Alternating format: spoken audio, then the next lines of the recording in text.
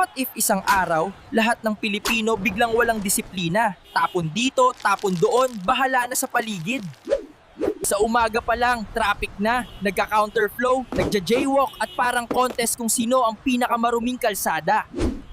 Habang bahala na ang lahat, unti-unti nang nilulunod ng basura ang kalsada, kanal at mismong mga bahay natin. Isang malakas na ulan lang, lumubog agad ang barangay. Bahay, gamit, pangarap, sabay-sabay na lunod.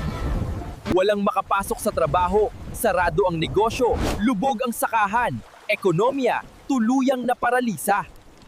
Kapag naiwan ang dumi at baha, sakit ang kapalit, langaw, impeksyon, ang pagod na komunidad.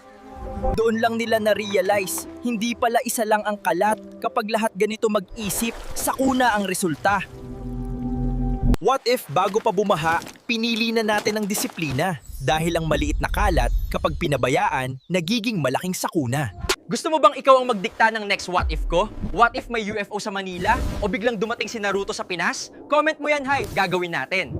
Gusto mo ng sequel? Subscribers ang priority magpagawa ng story. 55 pesos lang per month, may badge ka na, ikaw pa ang director. Subscribe na! Sa lahat na nag-send ng stars, maraming salamat po. Nakaka-inspire po kayo gumawa pa ng panibagong what if. At sa bawat sticker na pinapadala ninyo, grabe, solid kayo.